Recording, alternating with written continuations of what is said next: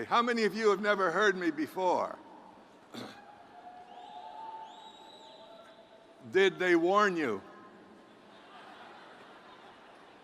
They should have. I'm going to help you take advantage of what you need to become in order to take advantage of this fantastic opportunity.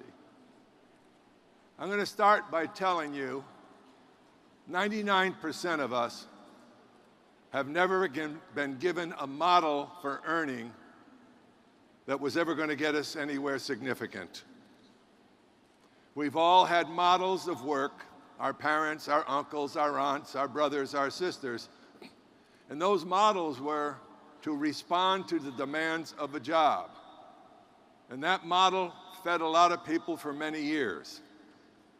But there's change, big change. And the people who are going to survive from now to the future are going to be those people who begin to bet on themselves. And you have not been trained or taught really how to do that. And I'm going to explore that with you so you become convinced that it's within your grasp right here. But if you're not serious and you don't really see the potential for you, then it's wasted time. There are a few times in life when an opportunity comes along that you don't guess about. And this is one of those times. It reminds me of a story, and this may get you thinking just a bit.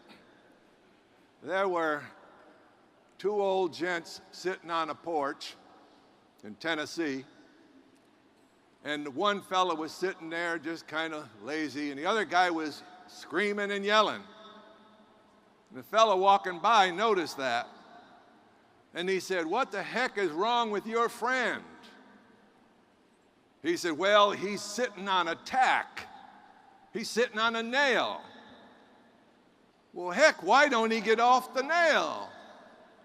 He said, "Because it's not hurting enough yet." And that's what I want you to think about. It may not be hurting enough yet, but if you don't change, there's a good chance it's going to be. And guess who wins in that game? Time. Time waits for no one. Neither does opportunity. So you have an opportunity. I'm already convinced. Those of you who've heard me before, you don't need to know why I'm convinced. I love this company. I trust this ownership. They're committed. This place is phenomenal from a business perspective. You know, I was teaching for years in the field of psychology. And one of the toughest things to teach anybody was the power of human thought. Do you see? If you look up here, there's an illusion taking place. You see one person. That's the illusion. You don't see all the people who influenced me. You don't see all the books I've read, all the studying I've done. You don't see that. So the issue is not me, it's about what can come from me to you that is of value. I worked hard to get it, and I'm giving it away freely, so pay attention. Fair enough?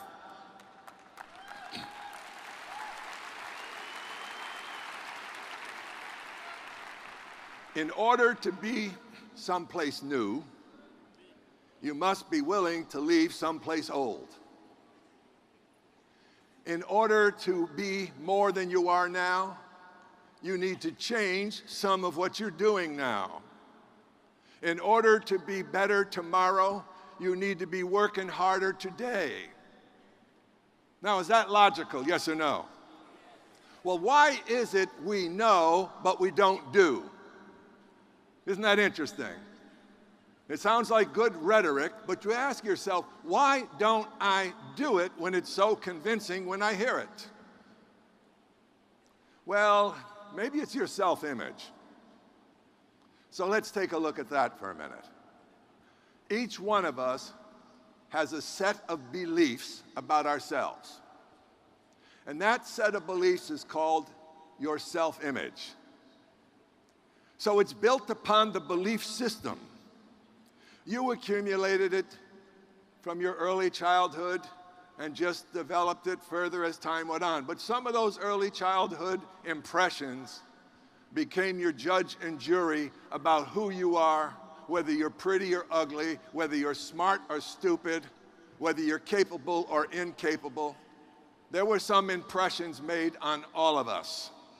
The problem is, most people never try to change their self-image. They try to change their life without realizing your self-image is holding you back. Well, how do you change a self-image? You can read 1,000 books and it probably won't help much. But there's one thing you need to do, and the clue is this. The self-image is built upon the belief systems, i.e., your beliefs about yourself. Oh, wait a minute, there's a clue here. You mean if I could get to believe some new things about me, I could get to improve my self-image? Yes. Say it again. If I could get to believe some new things about me, could I change my self-image?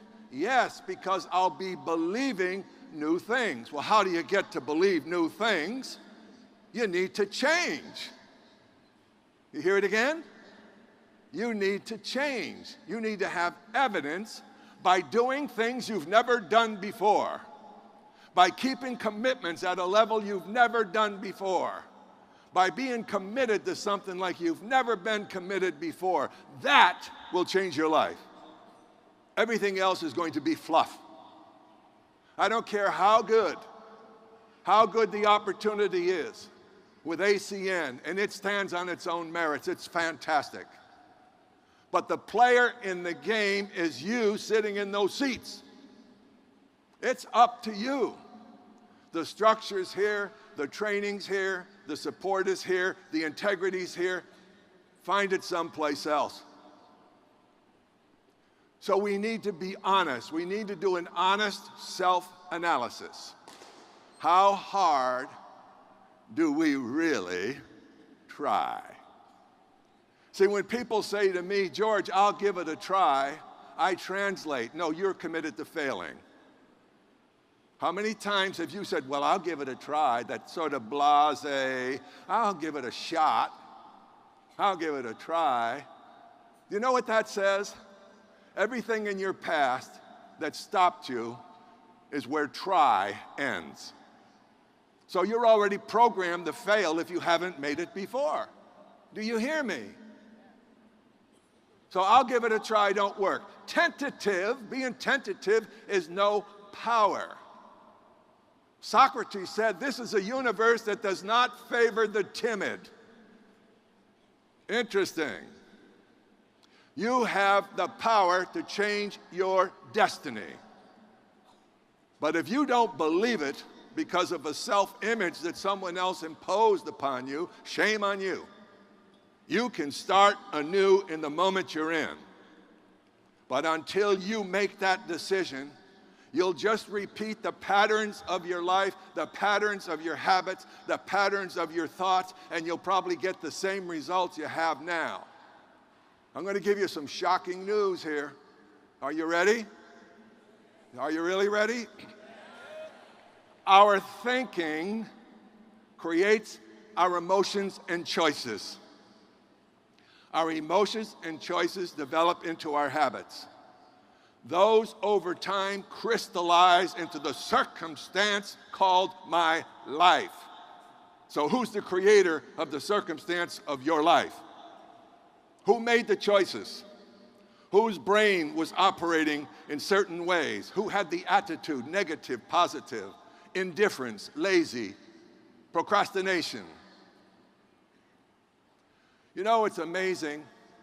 To the human mind and spirit, it takes no more energy to be an absolute failure than it takes to be a mammoth success. To the human mind and spirit, same amount of energy. Why not win? Why not you? You know, my dad used to say to me when I would ask him, he was a simple man, worked in a factory all his life. 35 years, that brown paper bag, very faithful to the factory, home, rain, sleet, or snow, no car. Whenever I said, oh, Dad, I wish somebody, he'd say, son, you want to get on in life? Whenever you're looking for a helping hand, you just take a peek right at the end of your own sleeve and start there. How many people live like that? Oh, I'd do better if my sponsor were nicer. Why don't you just do better in spite of your sponsor? Oh, if they did this, we'd be better. Two things you got to give up. These are two of my favorites. And until you give them up, you're stuck. Give you a visual. This is us until we wake up. We wallow in two things that we must get rid of. So I want you to picture a huge chain around my neck. That's around yours too. You with me? One's going this way, and another one is going this way. There is a huge leather suitcase, huge, packed. It's just bulging over here, and another one over here. And I think I'm going forward. How am I doing? I can't drag these. I've been dragging them all my life. They've been holding me back, and I haven't realized it. So, George, tell us what's in the suitcases. Just a minute. Ooh. Excuses. Loaded.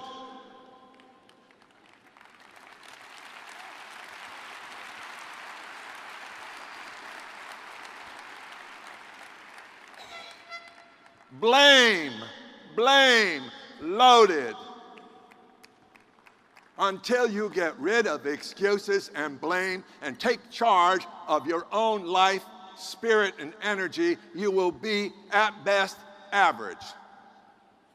And more likely end up less than average. You know, people say, oh, let's get a good motivation. Let me tell you something about motivation. I learned as a young boy a lot about motivation. When I had polio and they sent me home from the hospital and told my mama he'll never walk again, they didn't believe it. They were people of faith. And I had to learn something about love that hurts and faith. The doctor said, wrap him in hot woolen blankets from the stove, from boiling water, legs and back. 24 hours a day, just keep doing it. I hated it. I thought my mother and my grandmother just were punishing me. Why? Can't they see how bad this makes me feel? I could not see their unbelievable love and devotion to my well-being. I couldn't see it, but was it there? It's in your life too. You look for it, you're going to find it. People who absolutely cared and loved you, they just didn't do it the way your picture said they should. And you got a case about it, didn't you? Well, the next thing I learned is they said, he's got to exercise. You would have never met anybody in the world more disinclined, not interested in exercise. Why? Because it hurt. It hurt. So what did I learn about motivation? You can't wait to feel good to do it. Did you hear me? I used to love to coach teams when they said, oh, those guys are really pumped up. I would tell my guys, you just stay calm and go out there and win.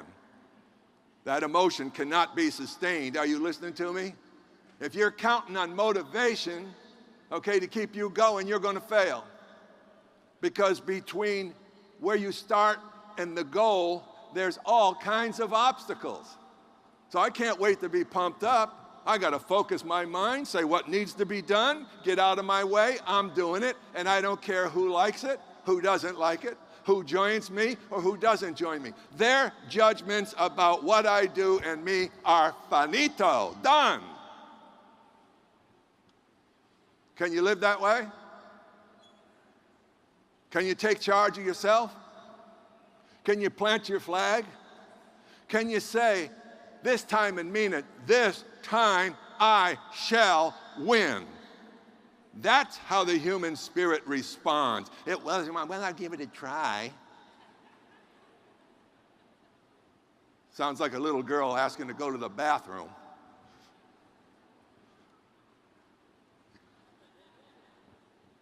So reality. There are no two realities in this room. Yet you all think you're hearing the same thing. I got news for you. There aren't two people in this room hearing the same thing from me. You think you are. Shall I tell you why? Because we perceive the present moment of experience from what we can call forth from our stored bank of memory, intelligence, knowledge. So we have filters, unbelievable numbers of them. Are your parents a filter? How they treated you a filter?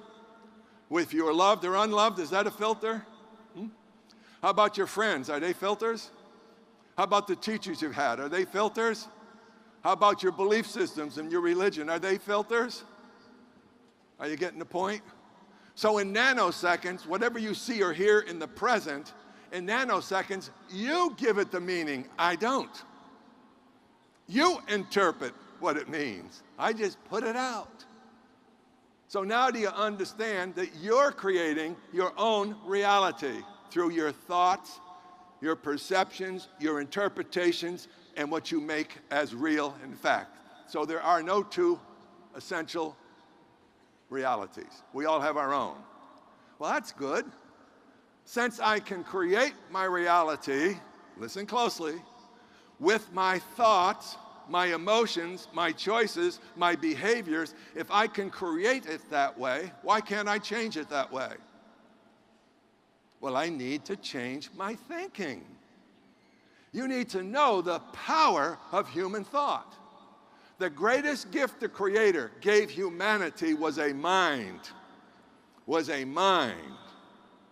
And when you learn to transfer and train the mind to connect with the Spirit, which is the knower of all in all of us, you will start to grow in every direction you should grow. You will discover who you are. You will become your miracle. You won't lay back anymore. And the further you go, the kinder you will be, the more loving you will become, because you're finally playing in tune with your deepest nature, which is love, caring, growing, prospering. You were not put on this earth to live in a penalty box. There is absolutely no shortage of anything on this planet except what we think. What we think creates our shortages, not the reality. This is a universe. This is so superabundant, it just keeps giving. We just don't know how to take or fashion it because we get in our own way. So when you start, why don't you plan to finish? What would stop you? I'm going to tell you what would stop you. Why don't we get that out of the way while we're at it, huh? What I'm going to tell you will stop you has been stopping you all your life. You need to make a decision that it's not going to do it anymore. Mismanagement of your emotions. Mismanagement of your emotions. She made me mad. So what are you going to do about it? I'm going to get even. Great use of energy. Whoa, is that brilliant use of energy. When you resent, when you hate, when you're dishonest, when you're not in integrity, do you think you're really winning? You need to know the law of cause and effect. The law of cause and effect. Everything that is came from spirit. Everything that is material in your life came from thought. Fashioned first in the mind, developed in the process of thinking, deductive and inductive reasoning, and all of a sudden we have a chair or a product or a jet plane. So the creative juice, the end that we see, was already fashioned in the cause. So the real power of why this is there is because it was here or it could never be. Now apply that to your life. Are you starting to see the power of thought? Why should you wallow in negative thinking unless you're a miserable person? Unless you're really unhappy. And if you're really, really unhappy, excuses and blame, pull them up. Because you were part and parcel of every drama in your life. Every event, you were the player in the game. Power of thought, power of emotions. Now there's this thing with emotions. We know we do not like to be rejected. Would you agree? How many of you would say, I don't like rejection? Can I see? Okay. Now, the way to handle that is to simply let it be okay to be rejected. I'm sorry. Let it be okay. Why give power to someone else over you? Not everybody in the world is going to love you. Love them back anyway. Be free of it. It's another technique, isn't it?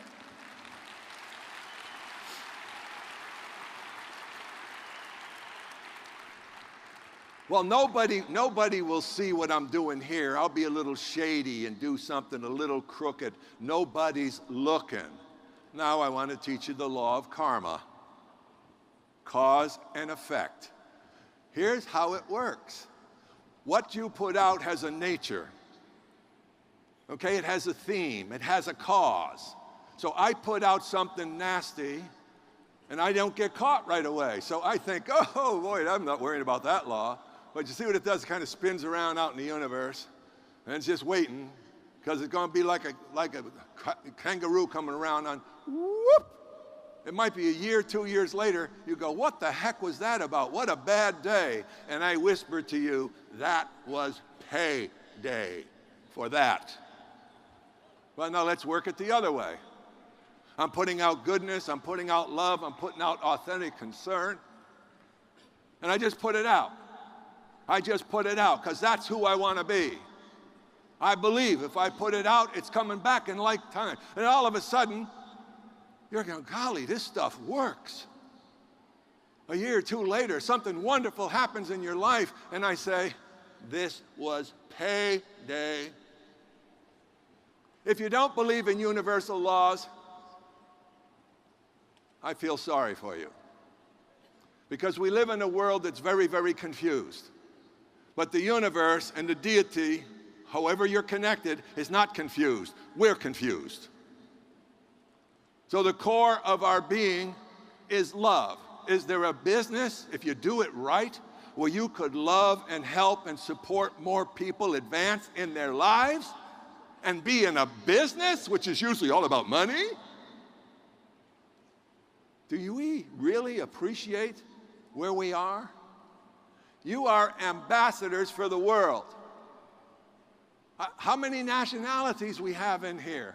How many different countries? And we're sitting together like brothers and sisters. We're laughing, we're enjoying, we're learning together. This is the world we should see out there.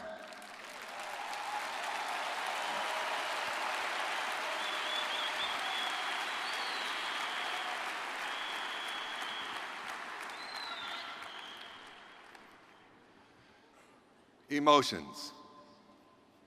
Now, I'm going to teach you a powerful, powerful word so that you can handle negative emotions. You can't run from them, they're out there, okay? Okay, so we can't avoid them, but we can deal with them. Okay, so let's say I have an issue of rejection, because everyone kind of likes that one. So I stand here and I go, man, I don't like how it feels, and I know between me and there, I'm probably going to hit a lot of it. George, how do I deal with it? I say, become the wind. Become the wind. Become the wind? Yeah, watch. Uh-oh, here it comes. Rejection. Here I was before. Oh, you rejected me. I feel bad. I'm going home. I'm not talking to anybody. Blah, blah, blah, blah, blah, blah. You're attached to it. You got it? That which you resist, you give power to.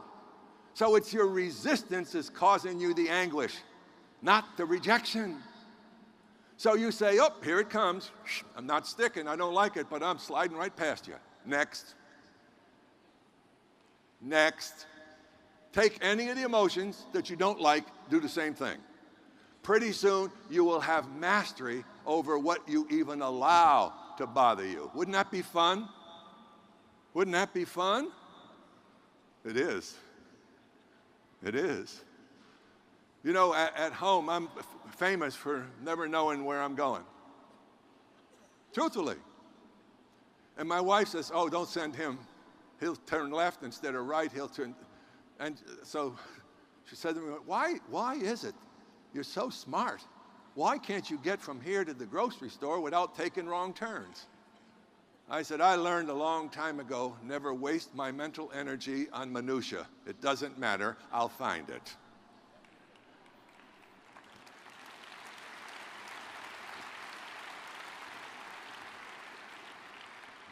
So now we take a look and we go, commitment.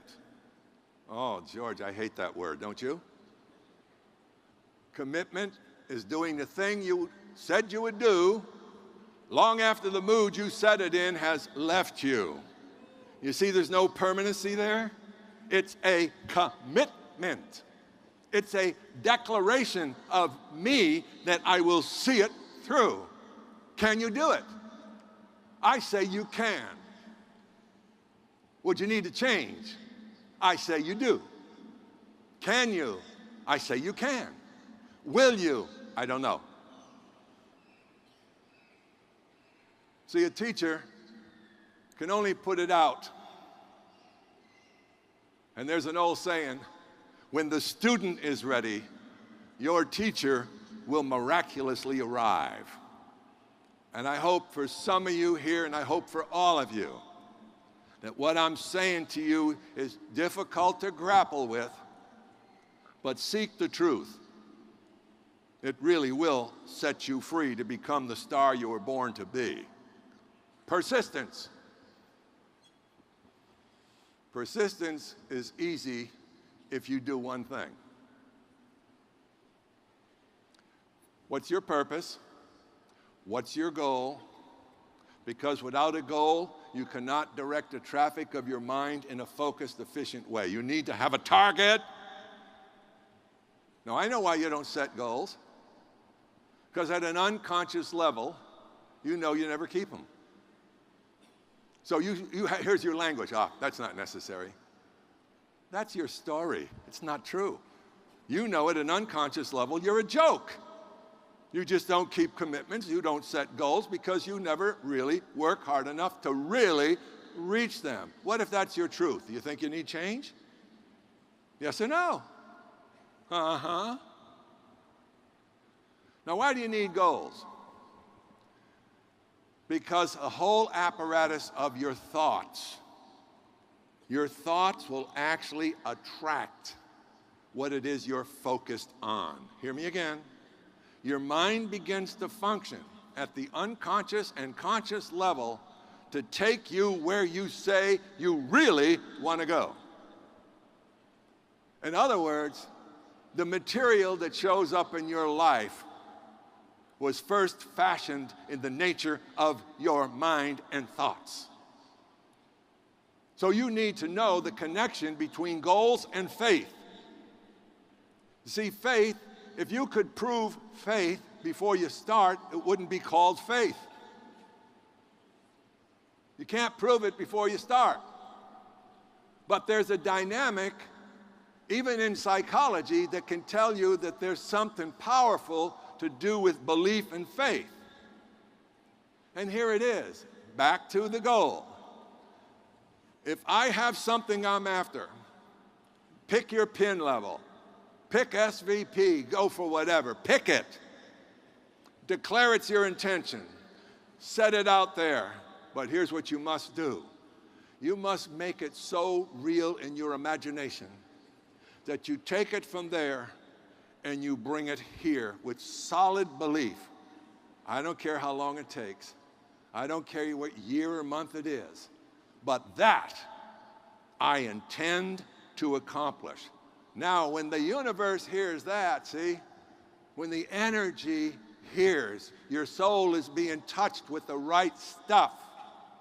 And I'm going to make a promise to you, if you can do that, you are going to start reading the right books, hanging with the right people, showing up at unbelievable occurrences where you go, wow, I met someone, da-da-da-da-da. You will start seeing that you are drawing into your experience what you need to help you along the way.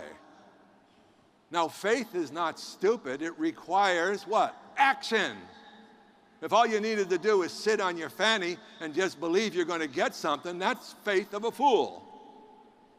You need to do something. So let me tell you how faith really works. Faith illuminates the path you need to take, the learning you need to undergo to get you what it is you declared as your birthright. Are you hearing me? It's an awful lot, isn't it? I used to cover a lot of this stuff in the whole course. You got to get it rapid fire, I'm sorry. But you can handle it. You can handle it because you've lived enough life to know what you don't know and what you need to know to get where you want to go. Yes? Okay.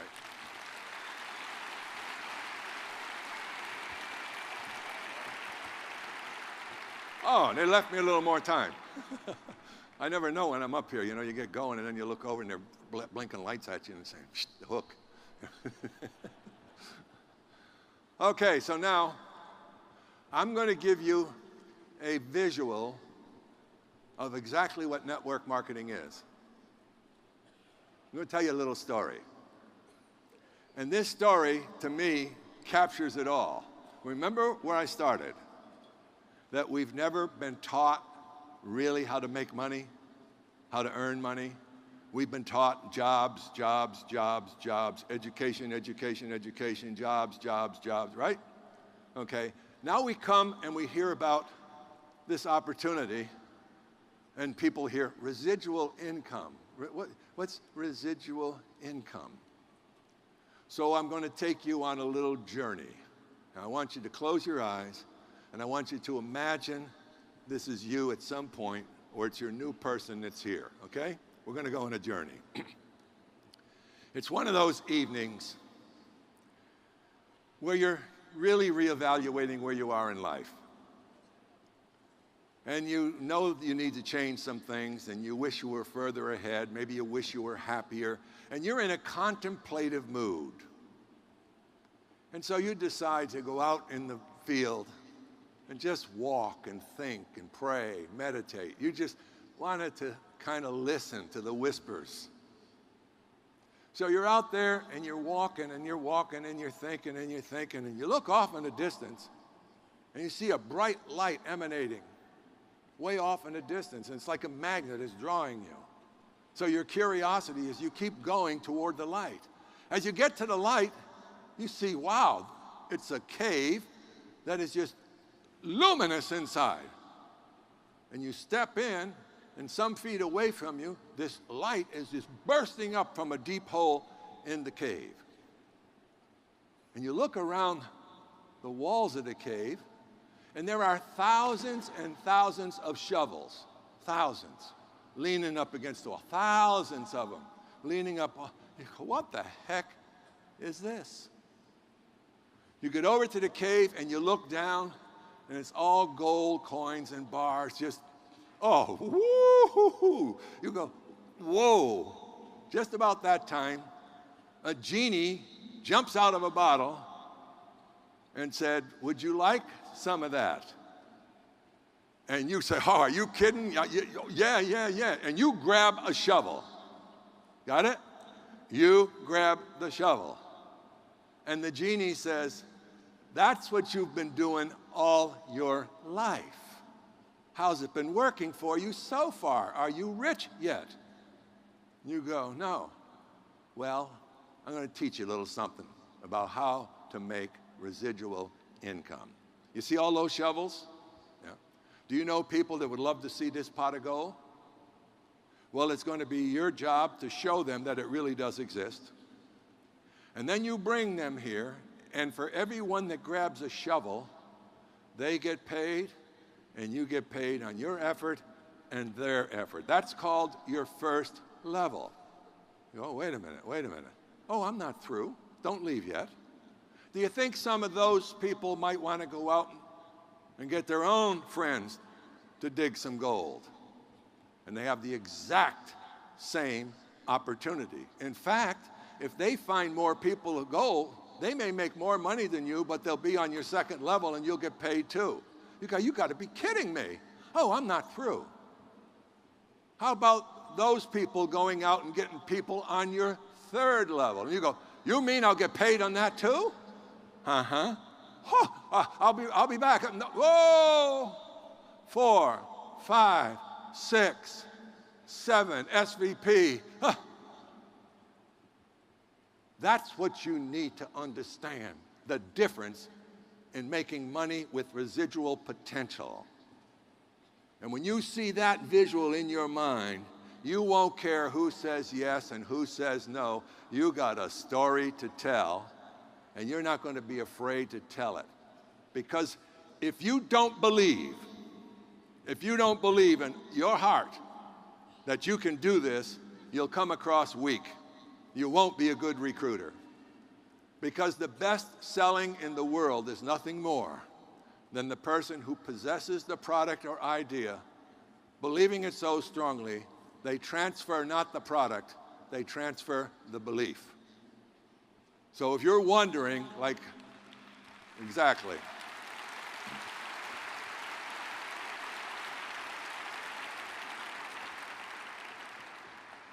So anyway, does that help you understand network marketing? Huh? How many of you actually could visualize that's how it works? But you could go to a meeting and not understand exactly how it is. But when you see the shovels against the wall and the picking and what you've been doing all your life by yourself is shoveling by yourself. Here they're saying, give some shovels to some people. What? And give some more shovels to their friends. What? And give some more shovels to their friend. Oh, is there a limit? The limit is in between your ears. There's the limit. And that's been your limit all your life. Your thinking. Mismanagement emotions.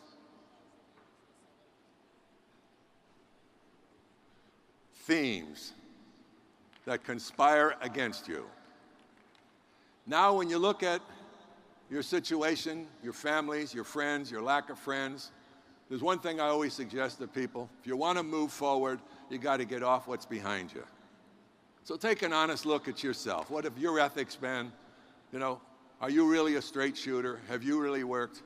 And then just say, you know what? I'm done. I'm done being that way. I'm going to accept forgiveness for myself and my transgressions. And the evidence that I am in that domain is that I start living differently. There's the evidence.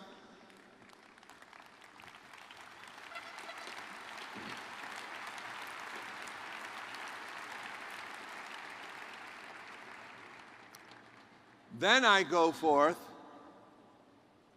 I'm feeling pretty good. I'm not going that way anymore. I'm done with it. Sure, we make mistakes. We all made mistakes. Sure, we've hurt people, some intentional, some not. Still, we got garbage, yes? You got to stop it. You got to go, hey, I'm done. I accept forgiveness so that I can give it away to other people. I can't give a gift away I don't possess myself. I can't get love, real love away unless I love myself.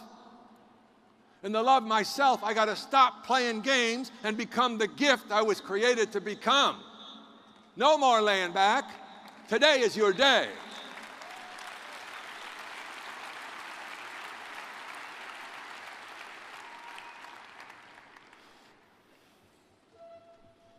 I'm going to close.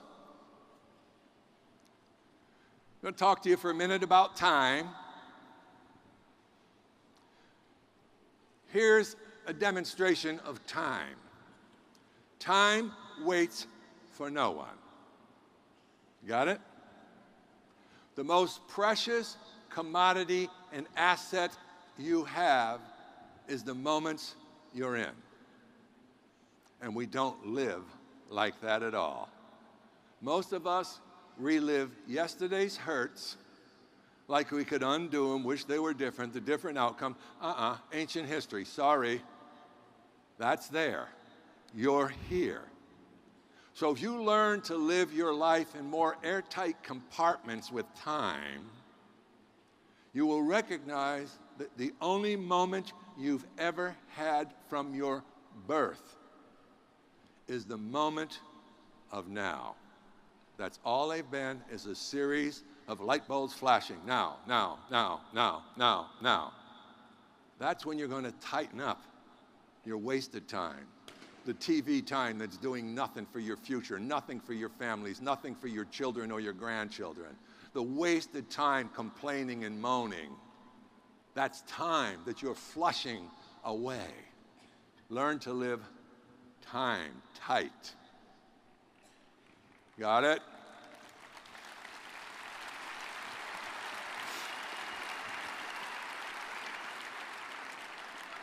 And I think that the most powerful word in the universe is love. Not even a close second. Everything that is here is the product of love. Creation is the product of love. And we get down here, and because of our squirrely heads and our mismanaged imaginations, we mess it up. We mess it up. Sometimes people would come to me wanting a relationship, and they'd say, George, I just want to find love. I said, that's the easiest solution I've ever given anybody. Please, please tell me. I said, become love, and love will surround you. They go, huh? I said, become love. It's an attraction all of its own. It's so powerful. People are starving for it. It's like recognition.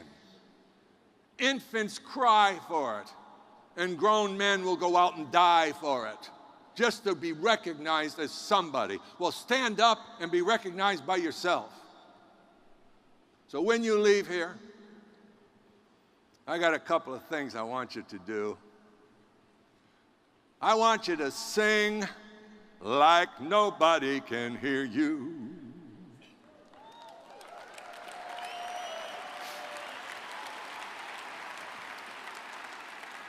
I want you to dance like nobody can see you. And I want you to love like you've never been hurt. God bless you.